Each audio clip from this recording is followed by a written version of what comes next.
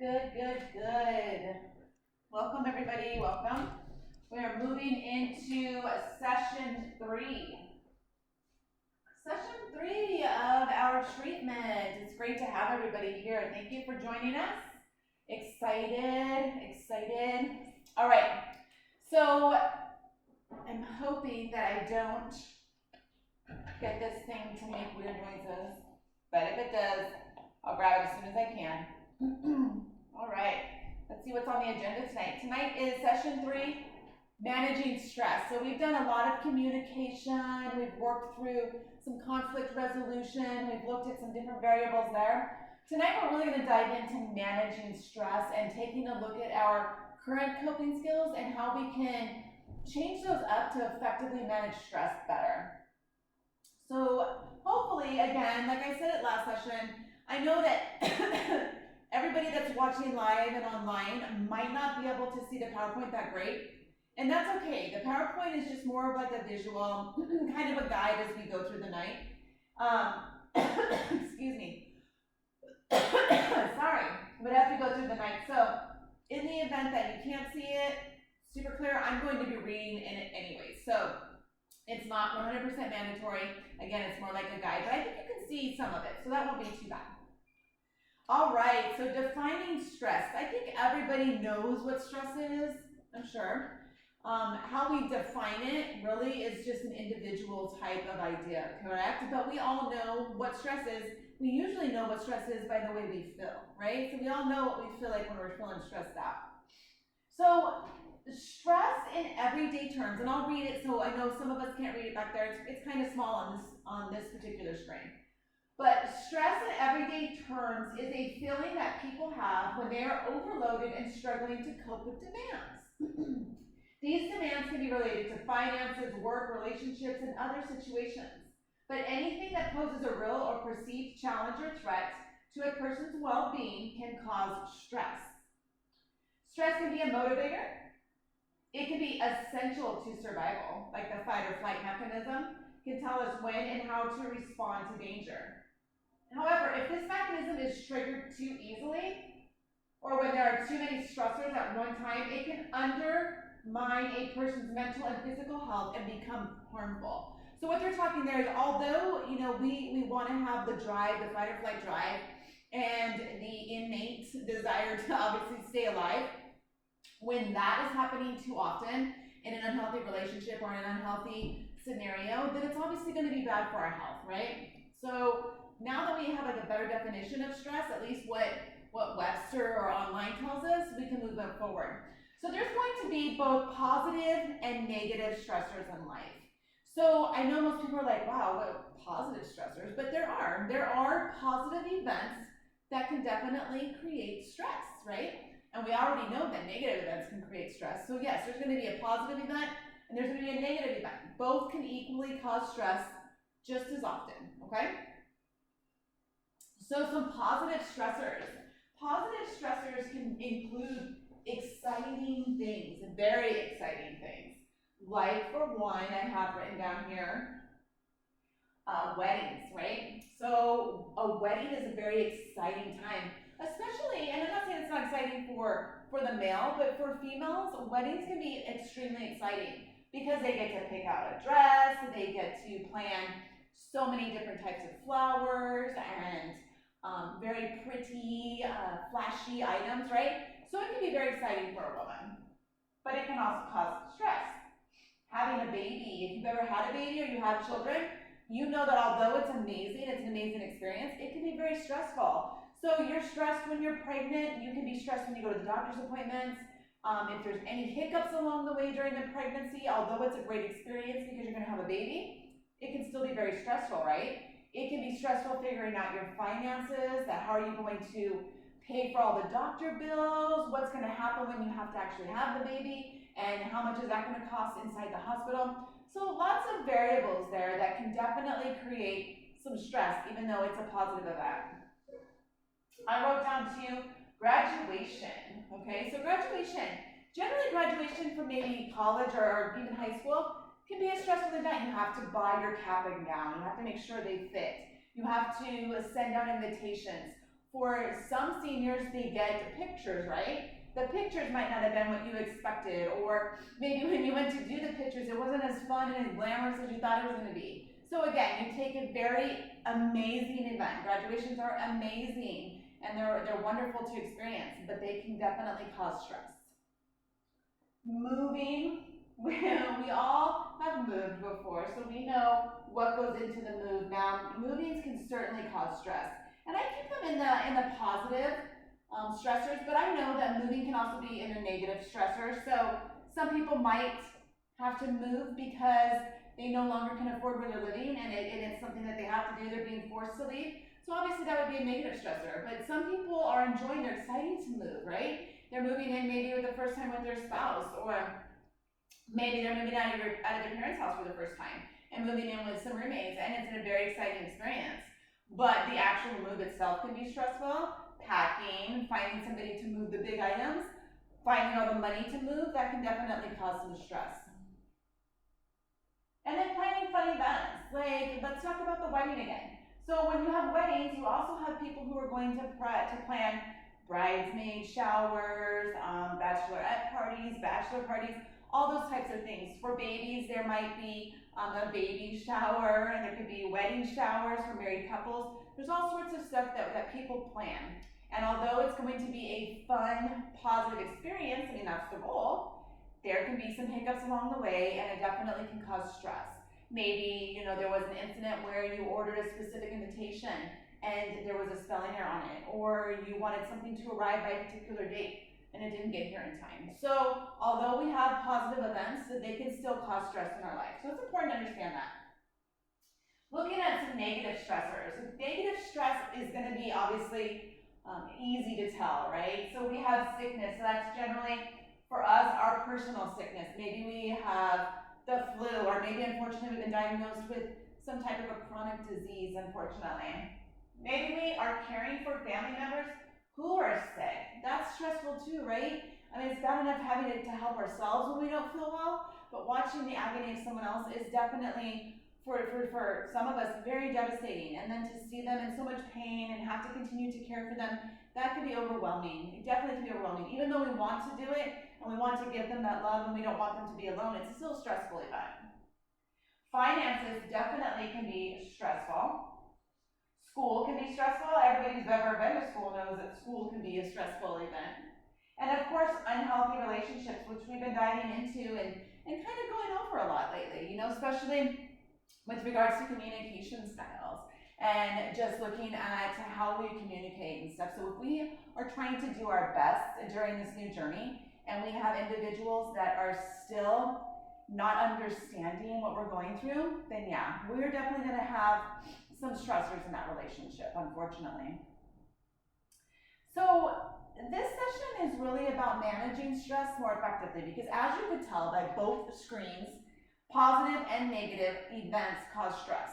So we can't always avoid negative events, but we can avoid positive events. We don't have to go get married, right? We don't have to go get pregnant and have a baby. We don't have to move into a house with our spouse. I mean, but we want to do those things. So we know that sometimes there's going to be events in our life that are going to cause stress. And now what we need to really do is learn how to really manage that stress more effectively. So I think tonight's going to be a really great session, because you guys will all have your worksheets, and if you're online, you will have your PDF files. I always encourage you to print those out. Keep them together throughout your sessions as you go through this journey, this treatment journey, and you will be able to put them together and see what you did along the way. And it's very helpful to be able to write things down and to actually go back and look at it again. And somebody in your family, or maybe your spouse, or maybe your parents, they might want to see what you've done along this journey in your treatment program. And you could actually take out the paperwork and show them, well, this is what I did the first week, this is what we worked on in week 2, now we've worked on this in week 3, and this was a really cool experience. So our worksheets today are really, I think they're phenomenal. So when we pick these for our treatment plans and our treatment groups, for our different types of sessions, this particular session, managing stress and putting together these worksheets, is, I think, it's very promising for anybody that actually takes the time to work the worksheet, okay? So how to manage stress effectively? There are different things we can do, obviously, and relaxation skills are one of them. So we're going to go through some different types of relaxation. Some you probably know, and many you might be doing. Maybe your area in stress isn't relaxing. Maybe you know how to relax. That's not really a big issue. We're going to look at other areas too. But let's start with relaxation skills. So some definite relaxation skills that you may or may not be doing. One is deep breathing, right? So when we're getting worked up, or we're arguing and disputing, or even if we are just not managing our time effectively, right? Chances are we are not breathing in a way that's beneficial for our health, for our mental health, our emotional health, our physical health, our spiritual health. So we're lacking that diaphragm type of breathing, and we're not getting the benefits of it. So although breathing is something we do naturally, I mean, you don't have to think about it, you can be more effective in your breathing, okay? So although we're not going to go over a whole bunch of breathing tonight, I want you to know that there are effective ways to breathe. And one of them is to simply breathe through your nose. You count to 4 or 5, you hold it for a few seconds, and then you breathe out through your mouth. So you're essentially breathing in, hold it. I know that looks so silly, but you know what? Deep breathing is an amazing tool to have. And when you apply it regularly, like you just sit there and you're not doing anything, or maybe you're working on the computer, maybe you're studying, maybe you're watching a show, you remember it and you're like, I should practice some deep breathing. The more you practice it, the better you're going to be. So let's all just take a minute. Let's do a few deep breathing moves. So we're going to breathe in for 5 seconds. We're going to hold it for 2 seconds. And then we're going to breathe out for about 5 seconds, okay? So I'm not going to count because I'm going to do it too. So on 3. 1, 2, 3.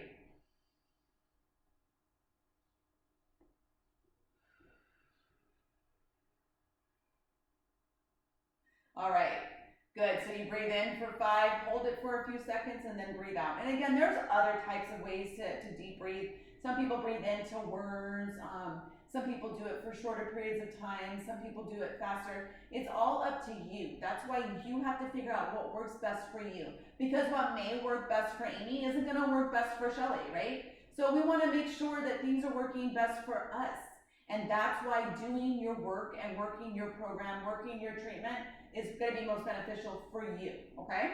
So practice the deep breathing. If you want, watch some more videos on it. There's going to be a great video that we watched tonight in class, or this evening in class, and then one you'll watch online during this session. And it's going to be some information about managing stress and just getting better at it too. So this is definitely, session 3 is all about how to manage stress more effectively, which we all need to do. But again, I can only share with you the tools. You have to begin to apply them to your life. And applying means practicing. So deep breathing gets better and better. We get better at it when we practice it.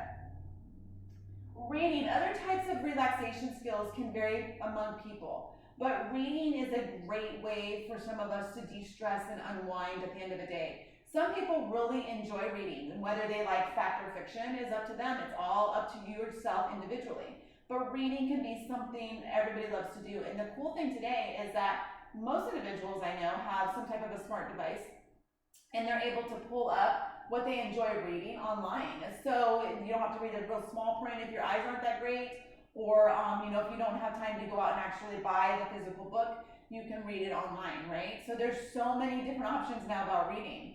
Lots of articles about there. People like to blog. There's just so much to read. And again, if you're taking your reading or your journey serious with this treatment, you're going to want to read more about things. Like I just told you, deep breathing. You're probably thinking, well, you know what? I want to see if there's other ways I can deep breathe. What are some other ways I can use to de-stress, So look into it. Take time. Read about it. Journaling can be something for some of us that enjoy writing, right? And it doesn't have to necessarily mean where you pull out a notebook and write with a pen. Today, journaling can be done online. Maybe you want to set up a blog. There's free and easy ways to set up your own blog. And then you can actually publish the blogs, and you can share them on your social media, or you can share them in emails, and people can begin to read your personal journey. So take this DUI journey and turn it into something amazing for somebody else, because that's how we learn and that's how we grow. And it's also it's amazing to share your experience with someone who might not understand it yet, or who might benefit and learn and not make the same mistake that we made, right? So just know that you can turn this DUI into a great experience. I see it all the time. I see it all the time. Support groups. So whether or not, maybe you have anxiety, maybe you have a history of depression, maybe unfortunately, maybe one of your pets passed away, maybe you had a relative pass away and you need a grief group. There are so many groups available today, especially in Arizona, and not just in Maricopa County. There's groups down in Tucson, there's groups as far as Flagstaff, there's groups west and east of here, there are groups all over. There is no reason why you should not be able to find a support group. Now, you're going to take a deeper look into like 12-step meetings later on in this treatment part, in this program, but AA meetings, other 12-step meetings, they're available a lot more. So I completely understand that. It's also a support group. But more specific types of support groups, like whether it be for anxiety or grief or depression, those might not be as available as a 12-step meeting, but they're still out there. You just have to pay attention. You just have to be willing to do the work to find it. Very easy to do some Google search words, right? And find a group near you that you can actually go to. Some more suggestions on some stress management techniques. Walking, exercise in general. Now, walking is a great exercise because all of us should be able to do that. I mean, there might be some kind of disability or something out there, but for most of us, and everyone in here today, I see, is able to walk. Now, walking is an exercise that you generally don't have to worry about hurting yourself. I mean, if you walk too far, you don't have water, those are different types of circumstances, but for the most part, we should all be able to get up and take a decent walk at least once a day. And I know there's ways that you can count your steps today. There's different types of devices people have. They can actually monitor how much walking they're doing. So we can get better with exercise just by walking, just getting up and going. Instead of taking the elevator, walk, right? Instead of parking super close to the grocery store, park a few rows back, walk, okay? So walking can happen, and it's actually easier to do even when we don't think we have time to walk. We do. So suggestions like don't take the elevator, walk it, or park a little further away in a shopping mall and walk that distance. Or on your lunch break, go for a little walk, go for a walk around the building. It doesn't matter if you don't have a track to walk. As long as you're walking, your body doesn't know if it's walking a track. If you want to hike, there's mountains to hike here in Arizona. I don't advise hiking in the dead heat of summer. I know skilled hikers do that, and if you're a skilled hiker and that's something you want to do and you stay hydrated and you know how to do that, then that's fine. But for somebody like me, I would not go and hike a mountain in the middle of the summer because I am more prone to like a heat stroke and I just don't feel my best. But in the summertime, my exercise can shift a little from walking or being outside to being outside in a pool. So I enjoy swimming and I enjoy doing laps. So that's a great exercise in Arizona in the middle of summer. And winter in Arizona, we have skiing, we have snowboarding, lots of activities to get out, no matter the time of year. And I'm not saying there won't be days that you can't get out, like maybe when it's raining or snowing a lot, or maybe it's just too cold or too hot. But for the most part, there's plenty of days that we really can get some great outdoor exercise in Arizona. Some more ideas. Again, these are just ideas. You got to figure it out for yourself. But listening to music, and most people might think that that's not super beneficial, and let me tell you, and we'll learn this as we go through our triggers and sessions to come, when we start learning more about our personal triggers. But if we have music that relaxes us, that's going to be good. I'm not telling you to listen to music that makes you want to go party and do silly things that don't make sense or illegal. But if there's music out there, some people like classical music, or some people like maybe some, what else is there, jazz music, or even a Christian channel to relax on Pandora. There's lots of music ideas out there. Spotify, there's a whole bunch of stuff. I hope I said that right. I don't have Spotify, so I don't know much about it, but I do utilize Pandora and Amazon Prime Music and stuff, so I know that there's a wide variety of music out there. If you don't want to listen to commercials or people talking, there's so much more opportunities now, or maybe go and make your own. I used to make my own back in the day. I used to make my own CDs. I'd find the music that I want on there, and I put them on there, and I just listen to it over and over and over. it can be very relaxing and very therapeutic. Music can definitely be huge. Now, it can be huge in a bad way too. So you want to be very aware of that. If there's music out there that makes you want to do things, like what I was talking about, illegal activities, getting drunk if you're in recovery, using drugs if you're sober, that's not the music I'm talking about. I'm talking about finding a different type of music that doesn't have those emotions connected to it and applying it to your daily life. Watching movies is another good one. So watching movies, and that can be the same thing too. Now, if you're watching movies that are causing you to remember things or triggering you to want to use, because that can happen in a movie, then maybe you want to watch a different movie, or maybe you want to work through those emotions and those triggers and those urges. That's a good time to journal. Write down what are you watching in that movie that's causing you to feel like that. Was it a specific scene? Did it remind you of something? This is all part of our inner healing, everybody. So if we really want to do the work, we have to sometimes go through times where we're triggered, okay? In fact, I've always said, because I often do intensive outpatient groups where you come daily and we're there for a few hours, right? And so during those groups, I'll have many clients say, I feel triggered in these groups. Well, I'd rather you feel triggered here so we can process it and we can come up with some solutions than to feel triggered out there where the only thing you do is give in to that urge, okay? So it's okay, it's normal to feel triggered if you are in a recovery program, which many of you are, and I understand that. And if you have those triggers and feel those types of things when you're listening to certain music or you're watching certain shows, write it down, journal about it, talk about it. If you go to 12-step meetings, if you go to AA or NA, share that in the group. Talk about it with your sponsor, talk about it with your counselor, talk about it with your spouse. Whoever it is that's in your support system, share those feelings. Don't keep it a secret. Help it get out, because the more that you talk about it, the more that it gets out, the better off you're going to be. Finally, I put on here my favorite, which are pets. I like animals. So, and that's, that can fall into the positive and negative stressors. Animals are great, they're great stressors, I think. I mean, you have to feed them and you have to walk them and you have to clean up after them. And that's kind of the downside of it. But at the same time, you get a lot of love in return. You have a lot of laughs with them if you're an animal lover, So pets can definitely be a great therapy for you. That's why we see so many service dogs. In fact, we see them here all the time. And I want to remind everybody too that the animal shelters, for example, Maricopa County, they have an abundance, usually an overflow of animals, and some of them might not be adoptable, and then they'll work on that, they'll check them out, but there are so many down there that really are adoptable. That can be a great pet, and we just don't know, and it's very affordable to go and rescue an animal down there. So if you ever feel like doing that, just know that that's an opportunity for you too, okay? All right, excellent. As we continue to understand how to manage our stress effectively, we have to talk about eating habits, okay? Eating habits are so important for people to understand. There's so much different food out there today. There's so many different ingredients, and I'll tell you, food can make you or break you, okay?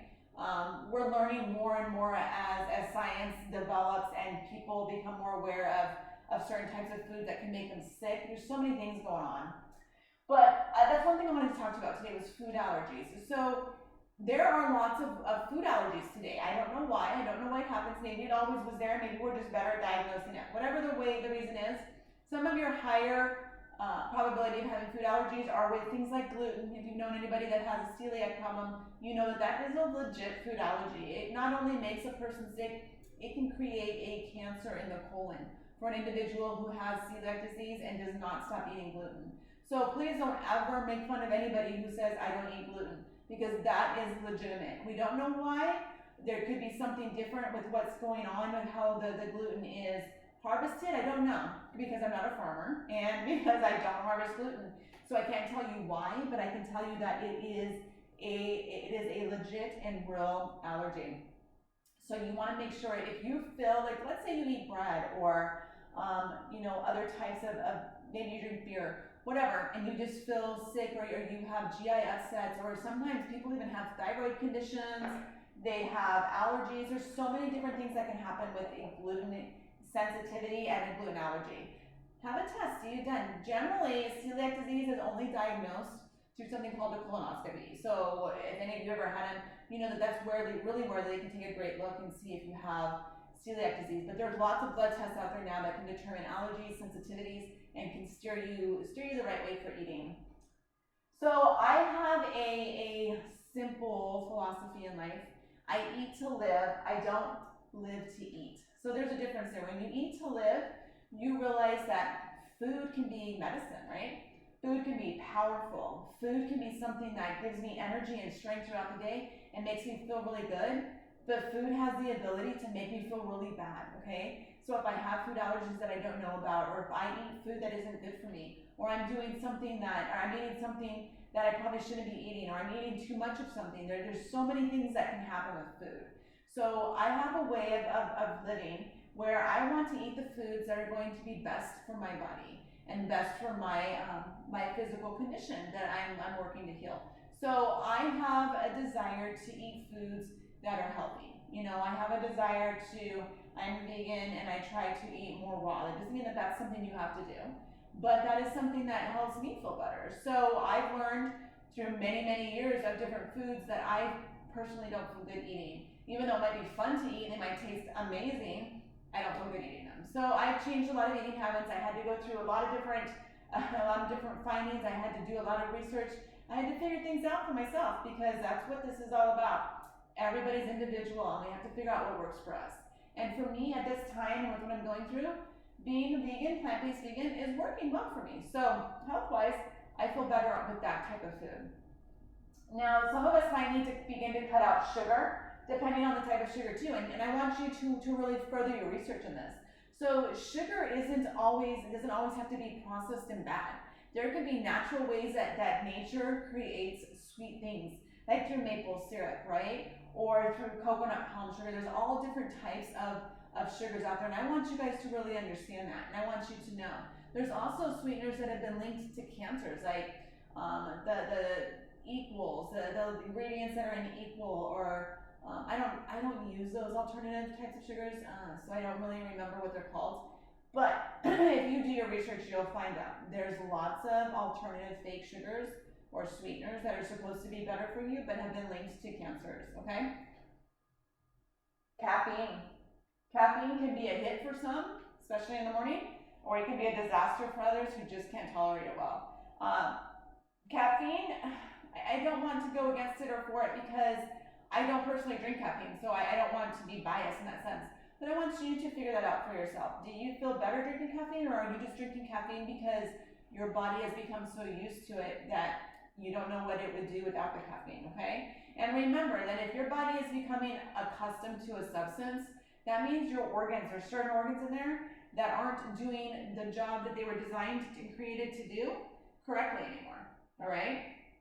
So just remember that. So caffeine can have an effect on your adrenal glands. Obviously, it can have an effect on other organs, you know, your bladder. There's lots of stuff that can happen when caffeine is involved. So do your research, figure it out. Again, I'm not telling you to or not to use or drink caffeine. I just want you to figure out what's best for your body and your personal needs.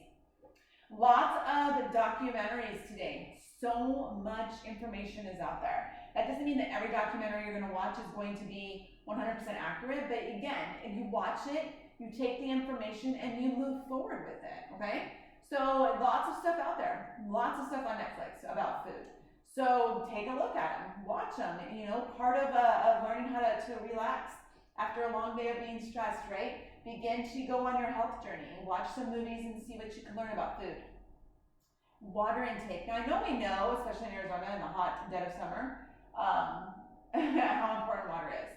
But a lot of us can forget during the cooler months how much water we really need and what we need to do to stay hydrated. So a good rule of thumb, and again, I'm not a medical doctor, so I'm not telling you what you should or shouldn't do, but from my research and from me visiting various types of doctors, even specialists, neurologists, naturopath doctors, homeopaths, primary care physicians, all different types, right? I have a broad range of people I see.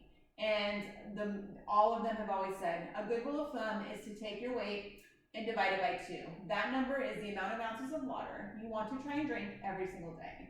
So we know that our bodies are made a lot of water, right? Primarily, the majority of what we are made of is water.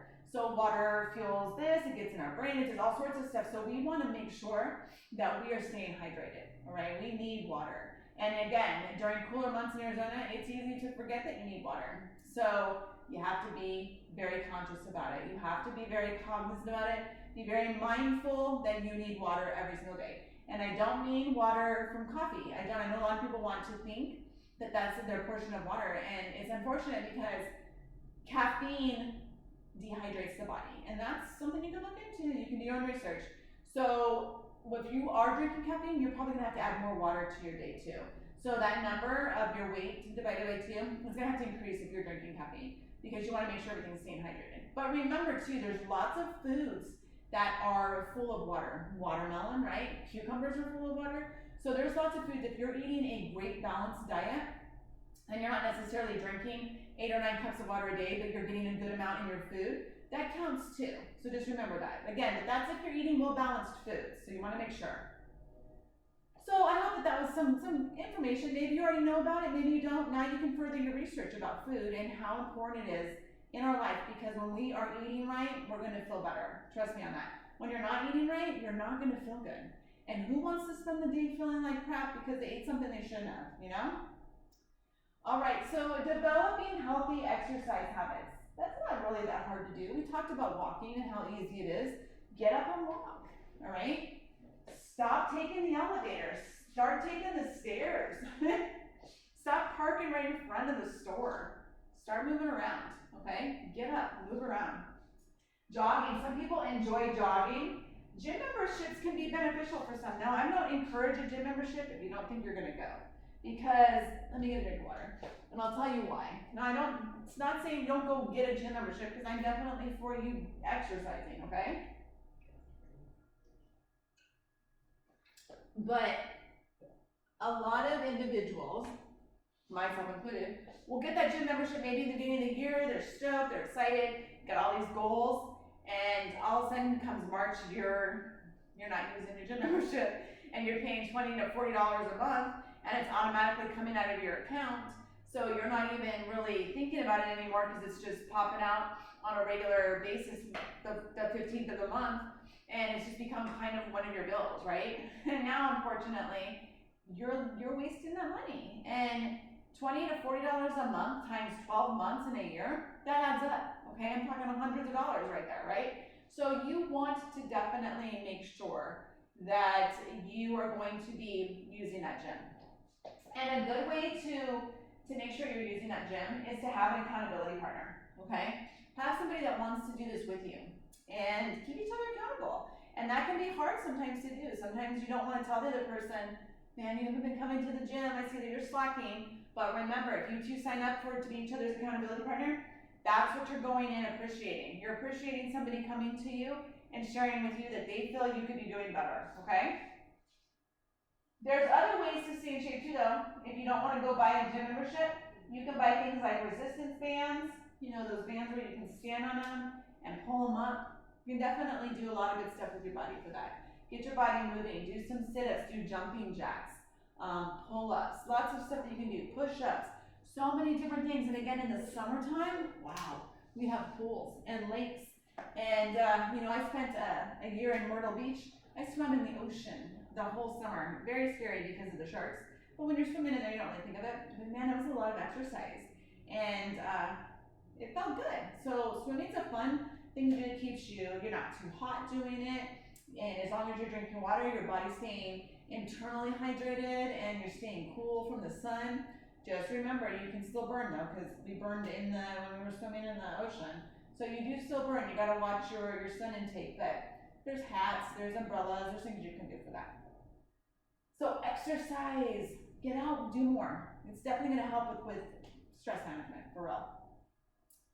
Coming into something called sleep. You've seen those commercials for those purple beds, I think they're a purple mattress, and it's like we learned about sleep. It's like being awake but better, or something like that, along those lines. So yeah, sleep. Now sleep is something that many of us can fall short on, right? And we can actually rationalize why we fall short on it. If we're a mom or a dad and we're taking care of our kid, or our kid's sick, or our kid has a scary dream, right? We can rationalize losing sleep that night. We can rationalize losing sleep because we have a project we are behind on and we have to get it done by the morning. So we're gonna have to lose a little sleep, right? We can also rationalize it if we enjoy caffeine and we'll just say, hey, I'll drink an energy drink tomorrow, or I'll have a cup of coffee in the morning and then another one midday. I'll make a couple stops at Starbucks, right? So there's ways that we can rationalize, unfortunately, our lack of sleep, and that's definitely not good.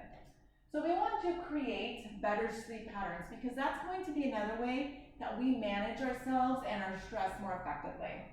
So cutting down or even cutting out caffeine is a huge plus in working on your sleep. Again, I'm not telling you you have to ditch caffeine, but if you feel that you are missing out on your sleep or it's hard for you to go to sleep, find out if you cut down on caffeine or maybe you stop drinking it past a certain time, you might be able to go to sleep quicker. Again, this is something you have to try on your own. This doesn't necessarily work for everybody. Some people can drink a whole lot of caffeine and have no issue sleeping at all. So you really have to figure out what works best for you. But caffeine is a stimulant. We all know caffeine is a stimulant. It gets us going. So if it gets us going, chances are it's going to be a little challenging to go to sleep with it. You want to create a sleep pattern and a sleep routine. You have to figure out for yourself how many hours of sleep do you need a night. Now, on the average, most people say 7 to 8, but guess what? Some people need more than that. Some people can function better at a little bit less. There's doctors, there's nurses, there's medical people out there that work night shifts that maybe don't get the average sleep amount, but yet they feel that they do okay and they're healthy and they're thriving on the amount of sleep that they get. This is where you have to figure out for yourself, how much sleep do I need? How do I operate most effectively? How do I handle stress the best? At what amount of sleep do I need? And you'll be able to understand this quick. You know who else can help you understand it? Is probably your spouse or your best friend that maybe you're roommate with, or your child. They can tell if you didn't get enough sleep, right? And then remember too, if we get too much sleep, we might even feel a little bit too sluggish. So you want to find the right balance and you want to strive for that. And you definitely want to kind of create that pattern. So if you're used to going to bed at 10 o'clock at night and getting up at 6 in the morning, try and stay with that. Try and always maintain that schedule. Very good for you. You can read and journal before you go to bed. So if your bedtime is 10 o'clock and you want to do some reading and journaling at 8, and you want to get done by 9:30 and shut off the lights and by 10 you're asleep, that's a great schedule to have, okay? Again, you've got to develop this on your own. You have to figure it out for yourself. And the only way you're going to figure it out is if you actually put the time and effort into yourself. And that's what we're doing right now. That's why you've been assigned to this treatment plan and this program, because it's going to help you. If you do the work, it'll help you. Leave the TV off when you're sleeping. I'm notorious for not doing that. So I often wake up in the middle of the night to one of the shows I fall asleep to, or it's replaying, and I'm like, oh, good, I missed that part. And it's the middle of the night. Come on. I need to get myself together and actually stop doing that, because I want to develop better sleeping habits. And it's challenging for parents. I know that. And it's challenging when you have a job and you have things to do, deadlines. So I definitely understand that. So if you can, and you feel that the TV is a disruption, turn it off. Turn it off and don't fall asleep to it. Ooh, putting your cell phone away from the area where you're sleeping. So there's a lot of information out there, and I'm not an expert on this at all, but I've seen a few things on social media, or I've come across some blogs about it. Something called an EMF. It's an electromagnetic field, right? So EMFs come from anything that is electric, I guess, or that feeds off of different types of towers, or so I'm talking like a cell phone, for example. So it has this specific types of energy or frequency or whatever it is that it's delivering that can affect our sleeps. Again, our sleep pattern. I'm not an expert in it, so do your own research. But I have read many doctors, many neurologists, many sleep doctors say, put your cell phone somewhere else. It doesn't have to go out of the room, because if you feel safer with it, but maybe, if you have the master bedroom, put it in the bathroom and shut the door, or put it in the closet away, put it away from any kind of direct contact. That way too, let's say you wake up in the middle of the night and your tendency is to pick up your phone and maybe start going through things and scrolling, and then you look, all of a sudden you're awake for another hour. If it's not next to you, you might not want to get up and go get it, right? So there could be benefits from not having your phone next to you at night. All right, so now what we're going to do, I want to definitely get to where we are understanding that well, session 3 tonight is going to be, have a video that we're going to watch here in person, and then you online will watch on your own. And again, you cannot go to the next session. So session 4 can't be started until you've completed every video in each session. So session 3 has this video, obviously, and then you'll have another video you're going to watch on managing stress effectively. Right now, I do want to go over the worksheets that we have. So for those of us who have them in person, I have mine here too. Let me just see here. If I can turn that off. Let's see if I do this right. Yay! Okay. So we have 2 worksheets. We have self-care assessment and we have goal breakdown, okay? So now that if you have them in person, perfect. If you are watching online or watching live, print them out. Or if you have a PDF reader and an Adobe reader, open them up in your PDF reader and mark them, use them. But I do suggest printing them out. I have so many worksheets, actual ones that I've done throughout my career, being a student, being a therapist, and they come in handy. And I like to always go back and look at them because this is a way to measure how you've grown. So I love the self-care assessment. So if you look at the self-care assessment, it has different numbers. It has, I'm just trying to open it up real quick. It has different actual things like psychological, emotional self-care, social self-care, physical self-care. This is all about us, all about me, all about you. This is what treatment's for. It's for us to get better. It's for us to heal our inner wounds, right? So when we take a look at these, we got spiritual care, professional self-care. So I'm just going to go through a few of these because I know you guys know how to do these, and we can work on them together.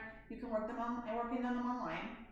So 1, I do this poorly. 2, I do this okay. 3, I do this well. A star, I would like to improve at this. So if you're looking at these little areas right here, this is how you're going to rate it. So when you look at your physical self-care, it says, I eat healthy foods. Well, I feel I do this well, so I'm going to mark 3. If you don't feel you do it too well, maybe you want to put you do it okay. Sometimes you eat good, sometimes you don't. Mark it up. Take care of personal hygiene. I feel like I do this well. I take showers, I brush my teeth. I'd mark 3 again. Maybe you're a person that doesn't always do those things. You want to mark an area of I do this okay or I do this poorly, so you can make the needed changes.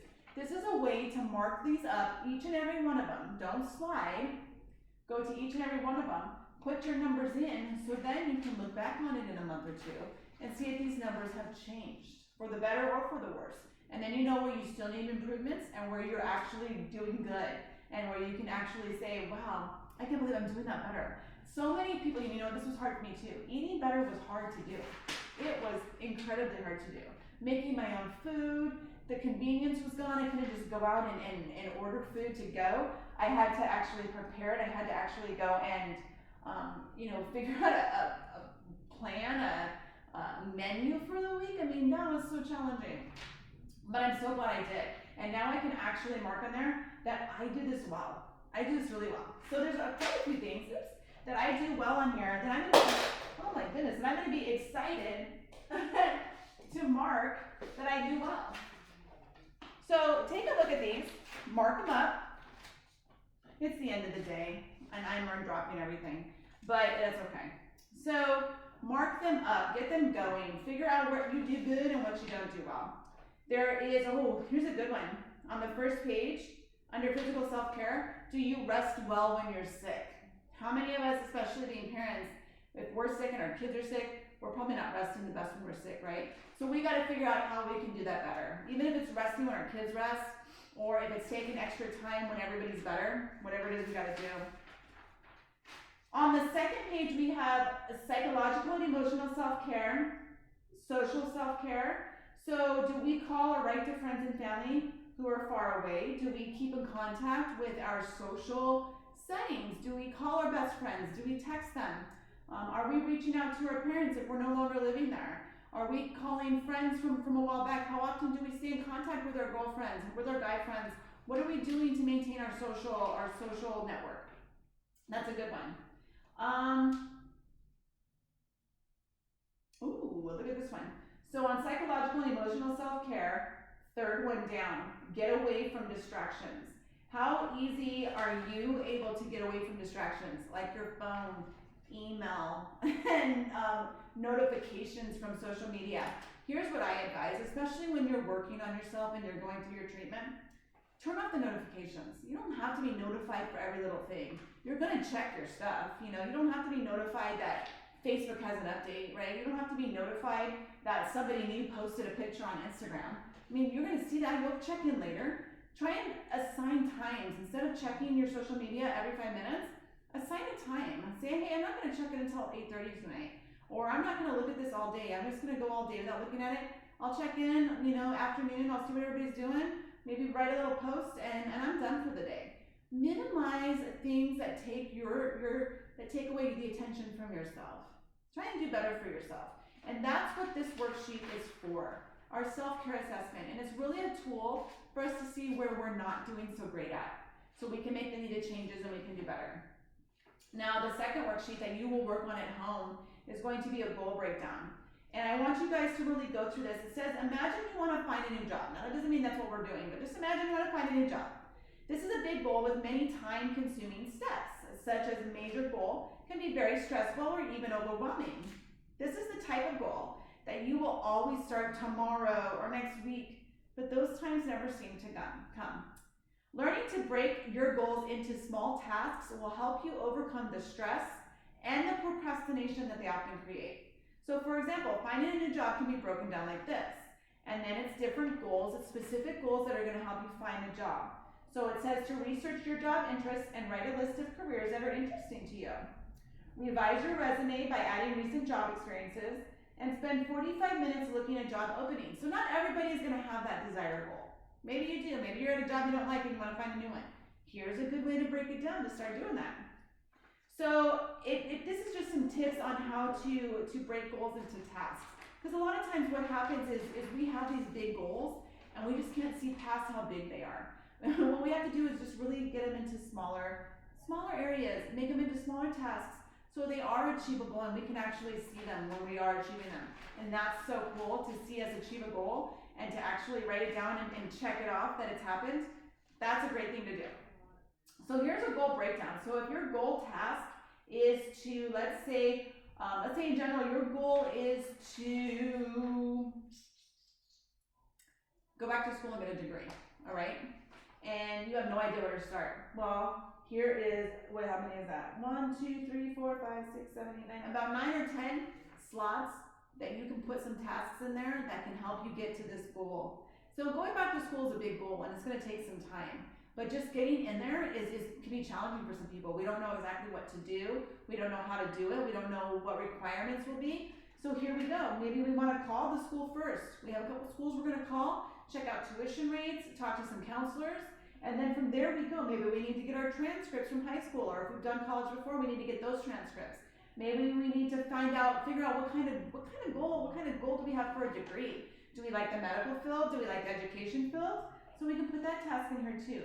All sorts of things that we can do that will help us to achieve our bigger goal. And in all actuality, all of this is going to help us to manage our stress more effectively, because stress is inevitable. It's always going to happen. But we, just like we're in charge of how we talk to people and how we manage conflict, we are also in charge of how we respond to our stress. So I hope that session 3 has been effective in learning some new tools. Again, if you're here, we're going to continue. We're going to watch one more a quick video. It's about 18-20 minutes, and then we'll be free to go since we didn't do any breaks tonight. If you're watching online, watch your videos, do your worksheets, and then you can proceed on to your next session. So session 3, I hope you guys did well. If you have questions, again, if you're not here in person, email me, reach out to me, reach out to Paul. Call us. We are here to help you bridge gaps. We're here to answer questions. We want to make sure that you're getting the best out of all of these treatment sessions. So just let us know, okay? I will see you for session 4. I'm going to stop this, you guys. I'm just going to come over here and stop, and then we'll continue on. There we go.